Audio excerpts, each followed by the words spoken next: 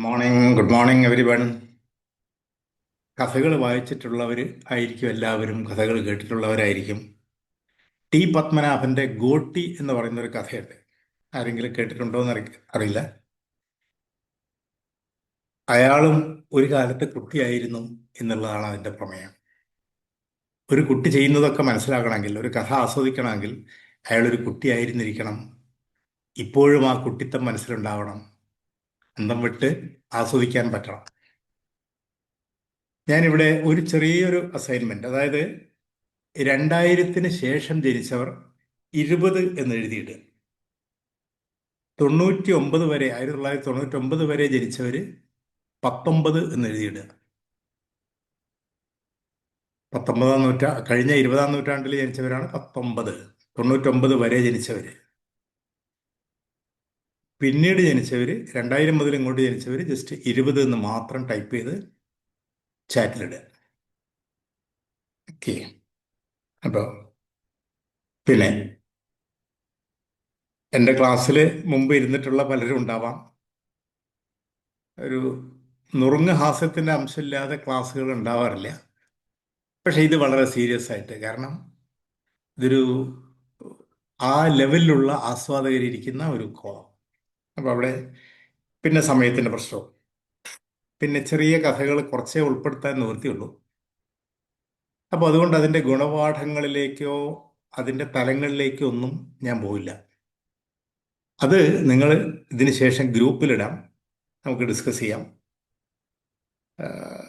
മുമ്പൊരു നാടൻ കഥയുണ്ടല്ലോ, ഒരു പുഴയോരത്തൊരു മനുഷ്യൻ വളരെ രാവിലെ എഴുന്നേറ്റ് ചെന്ന് എന്തോ അസ്വസ്ഥതകളൊക്കെ ആയിട്ട് ചെന്ന് അവിടെ എങ്ങനെ ഇരിക്കുമ്പോൾ അവിടെ ഒരു ചാക്കിൽ കുറേ കരിങ്കൽ കഷ്ണങ്ങൾ വെച്ചിട്ടുണ്ട്. അയാൾ വെറുതെ ഇങ്ങനെ ഇരിക്കുമ്പോൾ ബോറടി മാറ്റാൻ വേണ്ടി എടുത്തിട്ട് പുഴയിലേക്ക് ഇങ്ങനെ എറിയും. അവസാനത്തെ കല്ലെറിയുമ്പോഴത്തേക്കും നേരം ഒരുവിധം വെളുത്തു തുടങ്ങി. അയാൾ തിരിച്ചു നോക്കുമ്പോൾ അത് രത്നക്കല്ലായിരുന്നു. ഈ കഥ സാധാരണ പറയുന്നതാണ്. അതിന്റെ വ്യാഖ്യാനത്തിനാ നിങ്ങൾ എന്ത് പഠിച്ചു എന്ന് പലരും പലതും ഇടും. നിങ്ങൾക്ക് പലതും മനസ്സിൽ ഓർമ്മ വരുന്നുണ്ടാവും. ഒരു കുട്ടി പറഞ്ഞ ഗുണപാഠം, അത്ര നേരത്തെ ഒന്നും എഴുന്നേക്കരുത്. അപ്പൊ നെഗറ്റീവായിട്ടും പോസിറ്റീവായിട്ടും ഒക്കെ മനുഷ്യന് കാര്യങ്ങൾ കാണാം. അത് നിങ്ങൾക്ക് വെച്ചിരിക്കുന്നു. പിന്നെ ഇന്നത്തെ പ്രത്യേകത, ഡിസംബർ 8-ന്റെ പ്രത്യേകത എന്താണ്? നമ്മുടെ ക്ലാസ് ആണെന്നുള്ള ഒരു പ്രത്യേകത. 1660 ഡിസംബർ 8-നാണ് ആദ്യമായിട്ട് ലോകത്തൊരു വനിത ഇംഗ്ലീഷ് പബ്ലിക് സ്റ്റേജിൽ ഒഥല്ലോ നാടകത്തിൽ അഭിനയിക്കുന്നത്. 425 കൊല്ലം മുമ്പ്. ഇത് വനിതകൾ നടത്തുന്ന ഒരു പരിപാടിയാണ് എന്നുള്ളത് കൊണ്ടാണ് അത് ഞാൻ ഓർത്ത് കൂട്ടത്തിൽ പറയാൻ കാരണം. അപ്പൊ നമുക്ക് കഥകളിലൂടെ കാര്യങ്ങൾ പഠിപ്പിക്കുന്നത് അത് എന്ന് തുടങ്ങിയാണ്? എന്നോ തുടങ്ങിയതാണ്. കാരണം അലിഫ് ലൈല വ ലൈല, 1000 രാത്രികളും ഒരു രാത്രിയും. ഷഹരിയാർ രാജാവ് ഓരോ രാത്രിയിലും തൻ്റെ ഭാര്യമാരോടൊത്ത് കഴിഞ്ഞ ശേഷം ഓരോ ദിവസവും വിവാഹം കഴിച്ച് അന്ന് രാത്രിയിൽ ഭാര്യയോടൊത്ത് ജീവിച്ച് പിറ്റേന്ന് പ്രഭാതമാകുമ്പോൾ അവളെ കൊല്ലാൻ ഓർഡർ കൊടുക്കുന്ന അറബിക്കഥ. മിക്കവാറും നാട്ടിലെ സുന്ദരികളായ യുവതികളൊക്കെ കഴിയാറായപ്പോൾ പുത്രി ഷഹറസാദ് അവൾ പറഞ്ഞു, പാപ്പ ഞാൻ പോകാം ഇന്ന്. അപ്പം നിരുത്സാഹപ്പെടുത്തിയിട്ടും അവൾക്ക് പോയേ പറ്റൂ എന്ന് അവളെന്തോ മനസ്സ് കണ്ടിട്ടുണ്ട്. അന്ന് വിവാഹം കഴിക്കുകയും അവൾ സൂത്രത്തിൽ അവളുടെ അനിയത്തിയെ കൂടെ തൊട്ടടുത്ത് താമസിപ്പിച്ചിരുന്നു റൂമിൽ. അവൾ രാവിലെ തന്നെ വന്ന് വിളിക്കുകയും, താത്ത മരിക്കാൻ പോവാണ്, എനിക്കതിനു മുമ്പ് ഒരു കഥ കേൾക്കണം. അവള് കഥ പറയാൻ തുടങ്ങി. ജിന്നുകളുടെയും ഫിരീത്തിന്റെയും കച്ചവടക്കാരന്റെയും ലോകത്തുള്ള എല്ലാത്തിൻ്റെയും കഥകൾ. അത്ഭുത സ്തബ്ധനായി കേട്ടുനിന്ന രാജാവിനും ബാക്കി കേൾക്കണം. പക്ഷെ നേരം വെളുത്തു, കഥ മാറ്റിവെച്ചു. അങ്ങനെ 1001 രാവുകളിലെ കഥകളിലൂടെ രാജാവ് മാറി. നമ്മൾ ഇന്നും കേട്ടുകൊണ്ടിരിക്കുന്നു, ലോകത്തിലെ ഏറ്റവും കൂടുതൽ ഭാഷകളിലേക്ക് ട്രാൻസ്ലേറ്റ് ചെയ്തത്. ഇനി ഇന്ത്യയിൽ ഉള്ള ഒരു കൃതി ലോകത്തെ ഏറ്റവും കൂടുതൽ ഭാഷകളിലേക്ക് ട്രാൻസ്ലേറ്റ് ചെയ്തത് അതേതാണെന്നറിയോ? പഞ്ചതന്ത്രമാണ്. വിഷ്ണു ശർമ്മ ഒരു രാജാവിൻ്റെ 3 മക്കളെ, ഒന്നിനും കൊള്ളാത്ത മക്കളെ ഒരു രക്ഷയുമില്ലാത്ത മക്കളെ പഠിപ്പിക്കുക എന്നുള്ള ചുമതല വിഷ്ണു ശർമ്മ ഏറ്റെടുത്തതും ആ വിഷ്ണു ശർമ്മ ആ കുട്ടികളെ കഥകളിലൂടെ മാറ്റിയതും നമ്മൾ പഞ്ചതന്ത്രമാണെന്നൊന്നും അറിയാതെ എങ്ങനെ പഠിച്ചും കേട്ടും കൊണ്ടേയിരിക്കുകയാണ്. അപ്പോൾ ഇനി ഖസാക്കിന്റെ ഇതിഹാസം കേൾക്കാത്തവരാരും ഉണ്ടാവില്ല, വായിക്കാത്തവർ വളരെ ചുരുക്കമായിരിക്കും. ഇപ്പോഴത്തെ 10ാം ക്ലാസ്സിലെ പുസ്തകം, ടെക്സ്റ്റ് ബുക്ക് നിങ്ങൾ കണ്ടിട്ടുണ്ടോ? 1 മുതൽ 10 വരെയുള്ള എല്ലാ ടെക്സ്റ്റ് ബുക്കുകളും നമ്മൾ കാണുന്നത് നല്ല കാര്യമാണല്ലോ, പ്രത്യേകിച്ചും ക്ലാസ്സുകൾ എടുക്കാനൊക്കെ പോകുന്ന ആളുകൾ. അപ്പോൾ നിങ്ങൾ കണ്ടിട്ടുണ്ടാവാം എന്ന് ഞാൻ വിചാരിക്കുന്നു. അതിൽ ഖസാക്കിന്റെ ഇതിഹാസത്തിന്റെ ഒരു ഒരു ചെറിയ ഭാഗം കൊണ്ടാണ് അത് തുടങ്ങുന്നത്. അത് അതിൻ്റെ ആശയം ചുരുക്കി പറഞ്ഞിട്ട് കാര്യമില്ല എന്നുള്ളതുകൊണ്ട് ഞാനത് വായിക്കാം.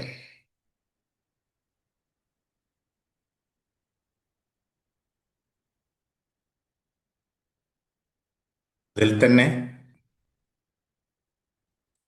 യെസ്, രവി, ഇന്നൊരു കഥ പറയാം. എന്ത് കഥയാ വേണ്ടത്? കുട്ടികളെല്ലാവരും ഒന്നിച്ച് സംസാരിക്കാൻ തുടങ്ങി. സാർ സാർ, സുറുമയിട്ട പെൺകുട്ടി കൈ ഉയർത്തിക്കാട്ടി. പറയൂ, രവി പറഞ്ഞു. സാർ, ആരും ചാകാത്ത കഥ. രവി ചിരിച്ചുപോയി. അവൾ തുടുത്തു. എന്താ പേര്? രവി ചോദിച്ചു. കുഞ്ഞാമിന. ശരി, രവി പറഞ്ഞു. രവി കഥ പറയാൻ തുടങ്ങി. ആ നോവലിൽ തന്നെ ഇതുപോലെ ആയിരം ആയിരം കാര്യങ്ങളുണ്ട്. അപ്പോൾ അതുപോലെ മയക്കുമരുന്നിനും മദ്യത്തിനുമൊക്കെ എതിരെ ധാരാളം ആ, ബോധവൽക്കരണ ക്ലാസ്സുകളും കാര്യങ്ങളൊക്കെ പല സ്ഥലത്ത് നടക്കാറുണ്ട്. കുട്ടികളെ കേൾക്കാറുണ്ട്. ഈ കഴിഞ്ഞ ഈ വർഷം മാറിയ കഴിഞ്ഞ കൊല്ലത്തെ പാഠപുസ്തകത്തിൽ, SLC പാഠപുസ്തകത്തിൽ ഒരു കഥയുണ്ടായിരുന്നു. അംബികാസുധൻ മാങ്ങാട് എഴുതിയൊരു കഥ. കഥയുടെ ഒരു ഭാഗം. രണ്ട് മത്സ്യങ്ങൾ എന്നാണ് പ്രസിദ്ധമായ ചെറുകഥയുടെ പേര്. കടലിന്റെ ആഴങ്ങളിലേക്ക് ഒരു മണ്ണിര സാവധാനം താണു വരുന്നു. പെൺമത്സ്യം, അതിന്റെ പേര് പൂവാലി, ആർത്തിയോടെ അതിന്റെ നേരെ കുതിക്കുന്നു. അപ്പോൾ ആൺമീൻ പറഞ്ഞു കൊടുക്കുന്നു, പോവാതെ പൊന്നെ, അത് മരണക്കെണിയാണ്. അപ്പോഴാണ് മണ്ണിരയ്ക്കകത്തെ ചൂണ്ടക്കൊളുത്തിന്റെ കെണി അവൾ കാണുന്നത്. അവൻ പറഞ്ഞു കൊടുത്തു, നമ്മൾ മീനുകൾക്ക് 4 ചുറ്റിലും കണ്ണു വേണം, ഒരിക്കലും എടുത്തു ചാടരുത്. അതെ, 4 ചുറ്റിലും കണ്ണു വേണമെന്ന് കുട്ടികളോട് പറയാൻ ഇതുപോലെ കഥയ്ക്കപ്പുറം എന്താ ഉള്ളത്? ഇനി ക്രിസ്മസ് അടുത്തുകൊണ്ടിരിക്കുന്ന സമയമാണ്. ക്രിസ്മസുമായിട്ട് ബന്ധപ്പെട്ട് ധാരാളം കഥകളുണ്ട്. അതിലെ ലോകപ്രസിദ്ധമായ ഒരു കഥയാണ് സോറി പോൾ പോൾ എന്ന് പറയുന്ന ഒരു ചെറുപ്പക്കാരൻ. അവനൊരു ഓഫീസിലെ ജോലിക്കാരനാണ്. അവൻ ആ ക്രിസ്മസിന് അവൻ്റെ ചേട്ടൻ ഒരു കാറ് സമ്മാനിച്ചു. മനോഹരമായൊരു കാറ്, ഒരു കുഞ്ഞു കാർ. വൈകുന്നേരം ഇത്തിരി നേരത്തെ അവൻ ഇറങ്ങി. പിറ്റേന്ന് ക്രിസ്മസ് ആണ്, ക്രിസ്മസ് ഈവില്. അവൻ ഓഫീസിൽ നിന്ന് ഇറങ്ങി നടന്നപ്പോൾ, പുറത്തു വന്നപ്പോൾ, ആ തിളങ്ങുന്ന ആ കുഞ്ഞു കാറിന്റെ ആസ്വദിച്ചുകൊണ്ട് ഒരു തെരുവിലെ ഒരു പയ്യൻ, അല്ല, നിങ്ങളെ കാറാണോ ഇത്? അവൻ ചോദിച്ചു. പോൾ അഭിമാനത്തോടെ സന്തോഷത്തോടെ പറഞ്ഞു, അതെ, എൻ്റെ ചേട്ടൻ എനിക്ക് ക്രിസ്മസിന് തന്ന സമ്മാനമാണ്. കുട്ടി അന്തം വിട്ടു. You mean your brother gave it you? നിനക്ക് ഒരു കാശും ചെലവായില്ല? എൻ്റെ ദൈവമേ, ഐ വിഷ്. അവൻ ബാക്കി പറയാനൊന്ന് പഠിച്ചു. പക്ഷേ പോളിന് മനസ്സറിയാം, നിങ്ങൾക്കും ഇപ്പം മനസ്സിൽ വന്നു എന്താണ് അവൻ വിഷ് ചെയ്യാൻ പോകുന്നത്. He was going to wish he had a brother like that. എനിക്കും അങ്ങനെ ഒരു സഹോദരൻ ഉണ്ടായിരുന്നെങ്കിൽ എന്നായിരിക്കും അവൻ ചോദിക്കാൻ പോകുന്നത് എന്ന് പോൾ വിചാരിച്ചു. പക്ഷേ പോളിന് തെറ്റി. അവൻ പറഞ്ഞു, the boy went on, I wish that I could be A brother like that. എനിക്കും അതുപോലൊരു ബ്രദറാകാൻ കഴിഞ്ഞെങ്കിൽ. പോൾ അന്തം വിട്ടു നിന്നു. അവൻ ഒരിക്കലും വിചാരിച്ചില്ല അങ്ങനെ ഒരു മറുപടി കിട്ടും. ഓ. കുട്ടി തിരിച്ചു പോകാൻ നിന്നപ്പോഴും പോൾ പറഞ്ഞു, നിനക്ക് വണ്ടി ഈ കാറിലൊന്ന് കയറണോ?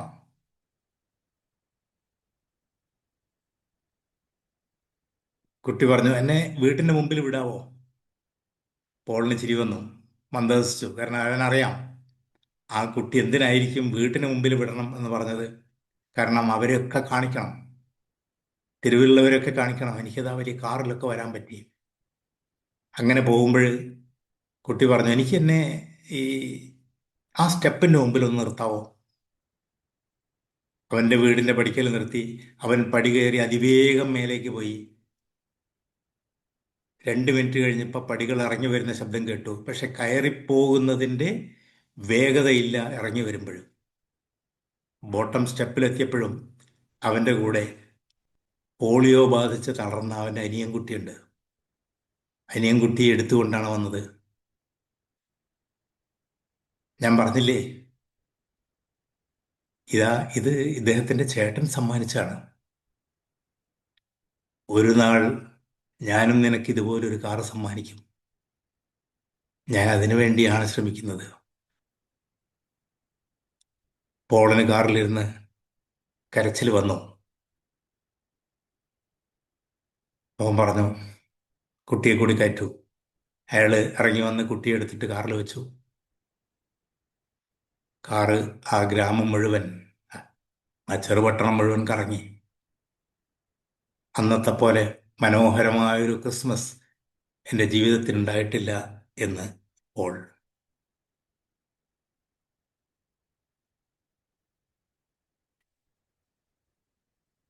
വ്യാഖ്യാനങ്ങളൊക്കെ ഒക്കെ ഞാൻ നേരത്തെ പറഞ്ഞതുപോലെ നിങ്ങൾക്ക് തന്നെ വിടുന്നു.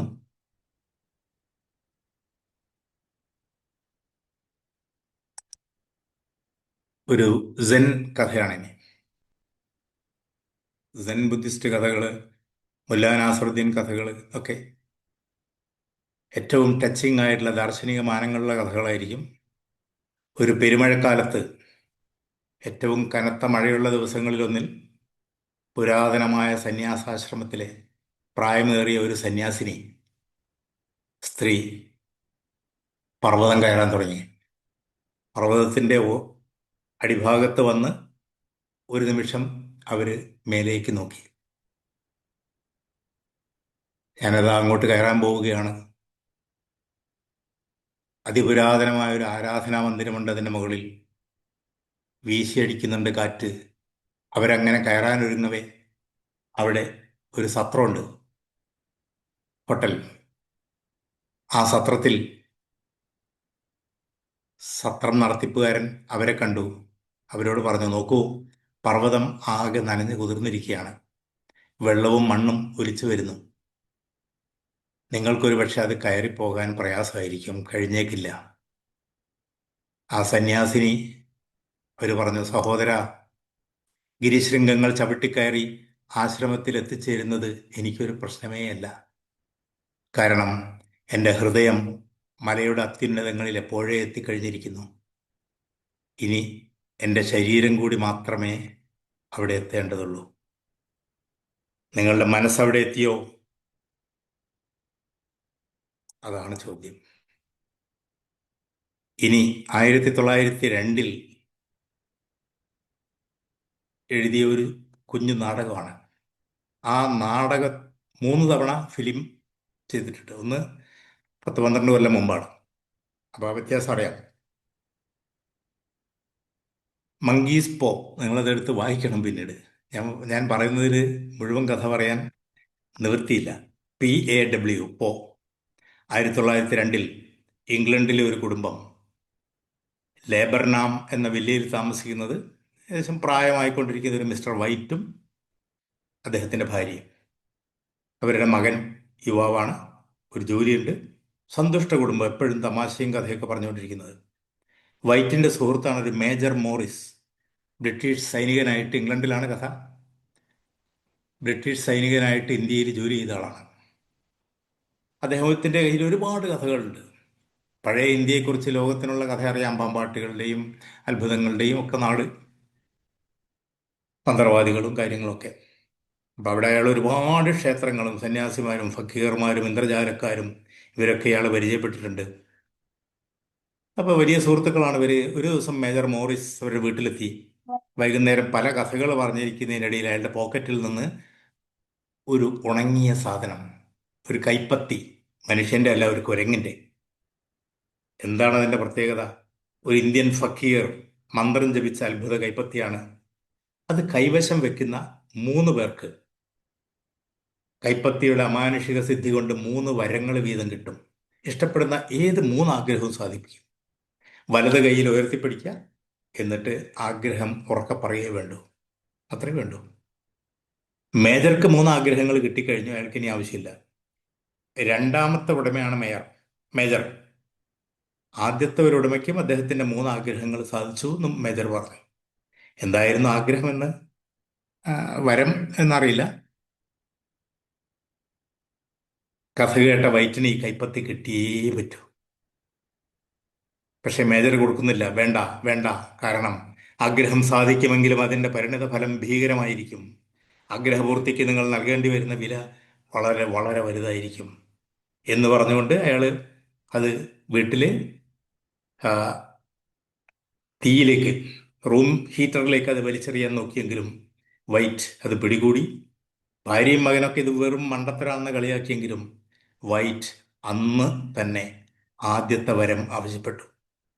തൻ്റെ ഭവന വായ്പ തിരിച്ചടയ്ക്കാൻ 200 പൗണ്ട്, 200 പൗണ്ട് എന്ന് പറഞ്ഞാൽ തെറ്റിദ്ധരിക്കേണ്ട. 902-ലാണ് ഈ കഥ. 917 കേരളത്തിൽ നിന്നുള്ള ഒരു പ്രഭു $72 അയച്ചതിന്റെ ഒരു ഫീച്ചർ ഇന്നലത്തെ ഒരു പത്രത്തിലുണ്ട്. അത് വേണമെങ്കിൽ ചോദിക്കുന്നവർക്ക് ഞാൻ തരാം. അപ്പൊ വലിയ സംഖ്യയാണെന്ന് അർത്ഥം. അദ്ദേഹത്തിന്റെ വീട് ഭവന വായ്പ തിരിച്ചടയ്ക്കാനാണ്. മറ്റവരൊക്കെ ചിരിച്ചു. വരം തേടിയെങ്കിലും അന്നത്തെ ദിവസം ഒന്നും സംഭവിച്ചില്ല. വൈറ്റിന്റെ മണ്ടത്തരത്തിന്റെ പേരിൽ ഭാര്യയും മകനും അയാളെ കുറെ കളിയാക്കുകയും ചെയ്തു. രാത്രിയിലും ഒന്നും സംഭവിച്ചില്ല. പിറ്റേ ദിവസം രാവിലെ മകൻ ജോലിക്ക് പോയി. അന്ന് വൈകിട്ടും മകൻ തിരിച്ചു വന്നില്ല. സന്ധ്യാവാറായപ്പോ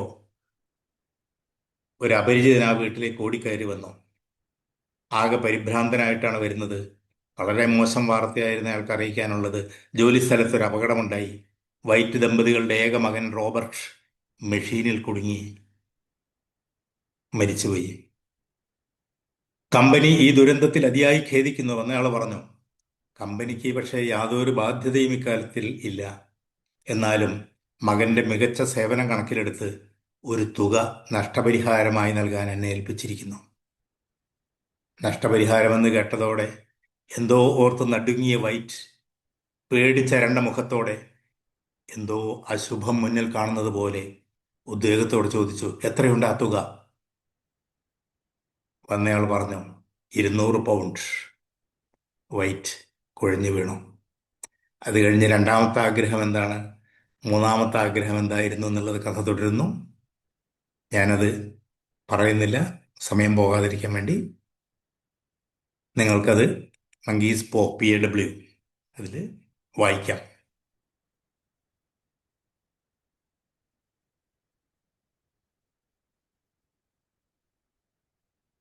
റാവു സുസ്ലി. ഇതൊരു ജാപ്പനീസ് സെൻ ബുദ്ധിസ്റ്റ് സ്റ്റോറിയാണ്.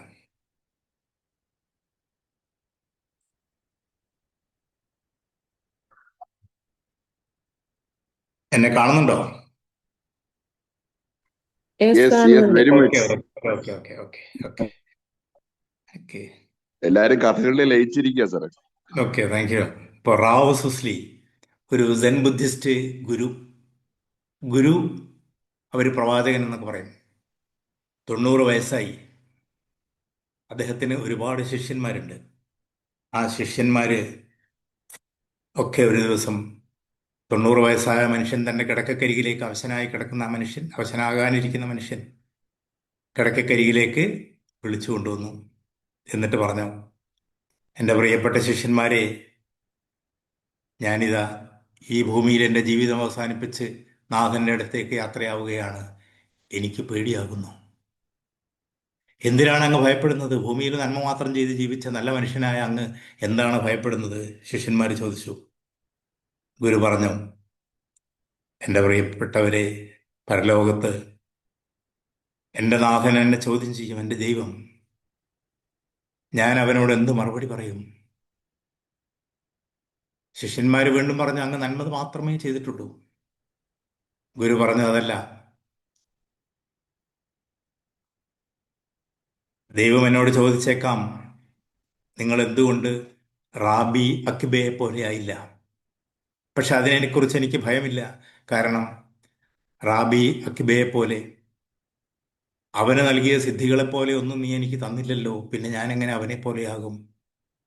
ദൈവം പിന്നീട് എന്നോട് വീണ്ടും ചോദിച്ചേക്കാം, റാവു സുസ്ലി, നീ എന്തുകൊണ്ട് മണലാരണ്യത്തിനെ പ്രവാചകനെ പോലെ ആയില്ല? പക്ഷെ എൻ്റെ പ്രിയപ്പെട്ട ശിഷ്യന്മാരെ, അതിനും എനിക്ക് മറുപടിയുണ്ട്. കാരണം മരുഭൂമിയിലെ പ്രവാചകന് കാരിരുമ്പിന്റെ കരുത്തുള്ള ശിഷ്യഗണങ്ങളെ നീ നൽകി. സ്വർഗത്തിൽ നിന്ന് സന്ദേശവാഹകൻ വഴി നീ അവന് ദിവ്യ ഉത്ബോധനം നൽകി. എനിക്കതൊന്നും നീ തന്നില്ലല്ലോ. പക്ഷെ എനിക്കതൊന്നും ഭയമില്ല. അതിനൊക്കെ എനിക്ക് മറുപടിയുണ്ട്. പക്ഷെ ദൈവം എന്നോട് അതൊന്നും ചോദിക്കില്ല. പകരം ഒരൊറ്റ ചോദ്യം എന്നോട് ദൈവം ചോദിക്കും, റാവു സുസ്ലി, നീ എന്തുകൊണ്ട് റാവു സുസ്ലിയെ പോലെ ആയില്ല? നിനക്ക് ഞാൻ നൽകിയ സിദ്ധികൾ നീ എന്തുകൊണ്ട് വിനിയോഗിച്ചില്ല? ഈ ചോദ്യത്തിന് മുമ്പിൽ നടുങ്ങിപ്പോകാതിരിക്കാൻ എനിക്കാവുമോ? ശിഷ്യന്മാർ സ്തബ്ധരായി. എനിക്ക് നൽകിയ സിദ്ധിയുടെ കഴിവുകളുടെ 100%, 50%, 25, പോട്ടെ 10, ഞാൻ എന്ത് മറുപടി പറയും? നമ്മളിൽ പലരും എന്ത് മറുപടി പറയും? അതാണ് ചോദ്യം. ഇനി കുറെ കഥകൾ ഞാൻ എടുത്തു വെച്ചിരുന്നതൊന്നും നടക്കും തോന്നില്ല. പക്ഷേ ഓഷോയുടെ ഒരു കുഞ്ഞു കഥ. ഓഷോ എന്ന് നിങ്ങൾ കേട്ടിട്ടുണ്ടാവും. ഞാൻ എൻ്റെ ക്ലാസ്സുകളിൽ സന്ദർഭം പോലെ ഉപയോഗിക്കാൻ വേണ്ടി പഴയകാലത്ത് വായിച്ച കഥകൾ ഇങ്ങനെ ഉപയോഗപ്പെടുത്തുന്നത് മാത്രമാണ്. അല്ലാതെ ഒന്നിനും ക്ലാസ്സിന് വേണ്ടി പ്രത്യേകമായിട്ട് ഇങ്ങനെ വായിക്കേണ്ടി വരാറില്ല. ആ കഥകൾ തന്നെയാണ് പിന്നീട് പലപ്പോഴും സന്ദർഭമായിട്ട് ബന്ധിപ്പിച്ച് എഴുതാനിടയായത്. Osho ball ball ball ball ball ball എന്തോ ബോൾ. പറയുന്നുണ്ടോ? ഒരു 50 വർഷങ്ങൾക്ക് മുമ്പുള്ള ഒരു സംഭവമാണ് ഓഷോ തൻ്റെ ശിഷ്യന്മാരോട് വിവരിച്ചത്. നഗരത്തിൽ നിന്ന് കുറേ ദൂരെയുള്ള ഒരു സ്ഥലത്തൊരു കോളേജാണ്. ഇന്നത്തെ പോലെ വലിയ സൗകര്യങ്ങളൊന്നും വികസിച്ചിട്ടില്ല എന്ന് മനസ്സിലാക്കണം. 50 കൊല്ലം മുമ്പത്തുള്ള കോളേജാണ്. പ്രൊഫസർമാരൊക്കെ രാവിലെ വരുമ്പോൾ വീട്ടിൽ നിന്ന് ഉച്ചഭക്ഷണം കൊണ്ടുവരികയാണ്. ക്യാൻറ്റീൻ സമ്പ്രദായമൊന്നുമില്ല. ലഞ്ച് ബ്രേക്ക് ആകുമ്പോൾ ഒരു ഡെസ്കിന് ചുറ്റും ഇരുന്ന് ആഹാരം കഴിക്കും. അന്ന് ഭക്ഷണത്തിനിരിക്കുമ്പോൾ കോളേജിൽ പുതുതായി നിയമനം ലഭിച്ച ഒരു അധ്യാപകനും ഉണ്ടായിരുന്നു മുമ്പിൽ. അങ്ങനെ പ്രൊഫസർ ലഞ്ച് ബോക്സ് ഒക്കെ തുറന്നു വെച്ച് കഴിക്കാൻ തുടങ്ങുകയാണ്. തൊട്ട് മുമ്പിലാണ് ആ പുതിയ അധ്യാപകൻ. അയാളാണ് ഈ കഥ വിവരിക്കുന്നത്. അപ്പോൾ ലഞ്ച് ബോക്സ് തുറന്ന ആ സീനിയർ പ്രൊഫസർ തൻ്റെ ബോക്സിലേക്ക് തന്നെ ഇങ്ങനെ നോക്കി നിൽക്കുകയാണ്. എന്നിട്ട് നെറ്റി ചൊളിച്ചുകൊണ്ട് ആത്മഗതം എന്ന പോലെ അദ്ദേഹം പറഞ്ഞു, ഇന്നലത്തെ പോലെ തന്നെ, അതേ ചപ്പാത്തി, അതേ ഉരുളക്കിഴങ്ങ്, കഷ്ടം, എല്ലാം ഇന്നലത്തെ പോലെ. ജൂനിയർ പ്രൊഫസർക്ക് കാര്യം മനസ്സിലായി. അദ്ദേഹത്തിന് ഇത് ഒട്ടും ഇഷ്ടമല്ല ഈ ആഹാരം. മെനുവിൽ മാറ്റം വേണമെന്ന് ആഗ്രഹിക്കുന്നുണ്ട്. ഏതായാലും ഞാനിവിടെ പുതിയ ആളാണ്, ഇന്ന് തന്നെ സീനിയേഴ്സുമായിട്ട് അതിനെ വേറെ ഉണ്ടാക്കിക്കൂടെ എന്നൊന്നും ചോദിക്കാൻ തോന്നിയില്ല. പക്ഷെ പിറ്റേ ദിവസവും ഇതേപോലെ തന്നെ സംഭവിക്കുന്നു. ഭക്ഷണം തുറക്കുന്നു, അന്നും ഇതുപോലെ സ്ഥിരം അതേ ചപ്പാത്തി. അന്നും ലഞ്ച് ബോക്സ് തുറന്നതിലേക്ക് നോക്കി ദീർഘശ്വാസം വിടുകയാണ് ഈ പ്രൊഫസർ. ഒന്നിനും ഒരു മാറ്റമില്ല. അപ്പൊ ജൂനിയർ പ്രൊഫസർക്ക് ഈ ചെറുപ്പക്കാരന് ധൈര്യമായി. അദ്ദേഹം പറഞ്ഞു, ഉരുളക്കിഴങ്ങും ചപ്പാത്തിയും ഒക്കെ ഇഷ്ടമില്ലെങ്കിൽ സർ, അങ്ങേക്ക് അക്കാര്യം നിങ്ങളുടെ ഭാര്യയോട് തുറന്നു പറഞ്ഞുകൂടെ? മറ്റെന്തെങ്കിലും ഉണ്ടാക്കി തരാൻ പറയാമല്ലോ. ഒരുപക്ഷെ അവർക്കത് മനസ്സിലായിട്ടുണ്ടാവില്ല തങ്ങൾക്കിത് ഇഷ്ടമില്ല എന്നുള്ളത്. ഇത് കേട്ട ആ സീനിയർ പ്രൊഫസർ അതിശയത്തോടെ മുഖമുയർത്തി, ഏ, ഭാര്യയോ? ഏത് ഭാര്യ? ആരുടെ ഭാര്യ? എന്റെ ഭക്ഷണം ഞാൻ തന്നെയാണ് ഉണ്ടാക്കുന്നത്. ഓഷോയുടെ കഥയ്ക്ക് ദാർശനികമായ ഒരു മാനം വരുന്നത് ഇവിടെയാണ്. ഞാൻ തന്നെ പാചകം ചെയ്യുന്നത് എന്റെ പോലും ആഗ്രഹത്തിനും കഴിവിനും അപ്പുറത്തുള്ള സംഗതികളാണ്. ഇനി ഒട്ടും സമയമില്ലെങ്കിലും അവസാനമായിട്ട് 2 മിനിറ്റ് കൊണ്ട് ചുരുക്കി പറയേണ്ടതല്ല കഥകളൊന്നും, എന്നാലും ഇത് UK നിന്നുള്ള ആഷർ എന്ന് പറയുന്ന ഒരു ചെറുപ്പക്കാരന്റെ കഥയാണ്. UK, ഇംഗ്ലണ്ടിലെ നടന്നതാണെന്നും ആ ആഷറിന്റെ ആ, വൈഫിന്റെ അമ്മ അവരൊരുമിച്ചാണ് താമസിച്ചിരുന്നത് പറയുന്നുണ്ട്. ആഷർ ഒരു സാധാരണ ഒരു സ്ഥാപനത്തിലെ ജോലിക്കാരനാണ്, ഒരു സാധാരണ ജീവനക്കാരൻ. അദ്ദേഹത്തിന് ഒരു മകനുണ്ട്, 6 വയസ്സുള്ള മകൻ. മനോഹരമായി ചിത്രം വരയ്ക്കുന്ന മിടുക്കനായ ഒരു പയ്യൻ, നിറങ്ങളെക്കുറിച്ചൊക്കെയുള്ള അപാരമായ ബോധമുള്ള. അങ്ങനെ അവരൊരു പുതിയ കാറ് വാങ്ങാൻ തീരുമാനിച്ചു. ചെറിയ നിറമുള്ള കുഞ്ഞു കാർ, മനോഹരമായ ഒരു കാർ അവർ വാങ്ങി. ആ കാറ് വീട്ടിലെത്തി. ഒരു ദിവസം അവർ കാറിലൊക്കെ കറങ്ങും. ഒരു ദിവസം അയാൾ കാറ് കഴുകുകയാണ്. കഴുകുകയല്ല, തുടച്ചെടുക്കുന്നത്. നമ്മുടെ നാട്ടിലാണല്ലോ കഴുകൽ. അങ്ങനെ കാർ ഇങ്ങനെ തുടച്ചെടുത്തുകൊണ്ടിരിക്കുന്നതിനിടയ്ക്ക് അയാൾ നോക്കുമ്പോൾ അപ്പുറത്തിരുന്ന് 6 വയസ്സുള്ള അയാളുടെ പ്രിയപ്പെട്ട പയ്യൻ, അവനും എന്തോ കാറ് തുടച്ചുകൊണ്ടിരിക്കുകയാണ്. അയാൾ വന്ന് നോക്കുമ്പോൾ ഒരു വെള്ളാരം കല്ല് കൊണ്ട് കാറിന്റെ മുകളിൽ ആ കുട്ടി എന്തോ എഴുതിക്കൊണ്ടിരിക്കുകയാണ്.